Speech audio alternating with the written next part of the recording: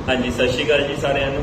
ਤੁਹਾਡੇ ਸਾਰਿਆਂ ਲਈ ਇਨਫੋਰਮੇਸ਼ਨ ਜਿਹੜੀ ਇੰਪੋਰਟੈਂਟ ਹੈ ਕਿ ਪੰਜਾਬ ਕੀ ਦੇ ਪ੍ਰੀਵੀਅਸ ਈਅਰ ਐਮਸੀਕਿਊਜ਼, ਕਿਉਂਕਿ ਪੰਜਾਬ ਦੀਆਂ ਜਿਹੜੀਆਂ ਅਪਕਮਿੰਗ ਪੋਸਟਾਂ ਆਊਟ ਹੋਣ ਜਾ ਰਹੀਆਂ, ਪਟਵਾਰੀ, ਐਕਸਾਈਜ਼ ਇੰਸਪੈਕਟਰ, ਜਿਵੇਂ ਕਿ ਅੱਜ ਤੁਸੀਂ ਨੋਟੀਫਿਕੇਸ਼ਨ ਦੇ ਵਿੱਚ ਦੇਖ ਲਿਆ ਹੋਣਾ ਕਿ ਪੰਜਾਬ ਦੇ ਵਿੱਚ ਨੈਬ ਤਹਿਸੀਲਦਾਰ ਤੇ ਇਹਦੇ ਨਾਲ ਹੋਰ ਵੈਕੈਂਸੀਜ਼ ਜਿਹੜੀਆਂ ਆਊਟ ਹੋ ਚੁੱਕੀਆਂ। ਨੋਟੀਫਿਕੇਸ਼ਨ ਓਫੀਸ਼ੀਅਲ ਨੋਟੀਫਿਕੇਸ਼ਨ ਜਲਦੀ ਜਾਰੀ ਹੋ ਜਾਊਗਾ। ਇਹਦੇ ਵਿੱਚ ਜਿਹੜੀ ਪੰਜਾਬ ਕੀ ਹੈ ਉਹ ਕਿਵੇਂ ਦੀ ਆਉਂਦੀ ਹੈ, ਇਹਦੇ ਇਸ ਚੀਜ਼ ਨੂੰ ਸਮਝਣ ਦੇ ਲਈ ਪੁਰਾਣੇ ਪੇਪਰ ਆਪਾਂ ਨੂੰ ਦੇਖਣੇ ਬਹੁਤ ਜ਼ਰੂਰੀ ਹੈ। ਜਿਹੜੇ ਪੁਰਾਣੇ ਪੇਪਰ ਹੁਣ ਤੱਕ ਹੋਏ ਆ ਪੰਜਾਬ ਦੇ, ਸਪੈਸ਼ਲੀ 2021 ਤੋਂ ਲੈ ਕੇ 2025 ਤੱਕ ਜਿੰਨੇ ਵੀ ਪੇਪਰ ਹੋਏ ਆ, ਉਹਦੀ ਜਿਹੜੀ ਕਲਾਸ ਹੈ ਉਹ ਡੇਲੀ ਜਿਹੜੀ ਆਪਣੇ ਚੈਨਲ ਦੇ ਉੱਪਰ 1 ਵਜੇ ਜਗਮੀਤ ਸਰ ਦੁਆਰਾ ਹੁੰਦੀ ਹੈ, ਜਿਹਦੇ ਵਿੱਚ ਪ੍ਰੋਪਰ ਸਾਰੇ ਐਮਸੀਕਿਊਜ਼ ਪਲੱਸ ਉਹਨਾਂ ਦੀ ਐਕਸਪਲੇਨੇਸ਼ਨ ਕਰਾ ਰਹੇ ਆ। ਤਾਂ ਤੁਸੀਂ ਹਰ ਰੋਜ਼ 1 ਵਜੇ ਜਿਹੜੀ ਹੈ ਕਲਾਸ ਅਟੈਂਡ ਕਰਨੀ ਹੈ।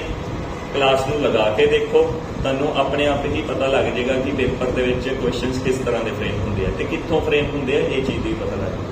हाँ जी, ना जुड़ना ना भूलना, डेली 1 बजे। ठीक है, थैंक यू।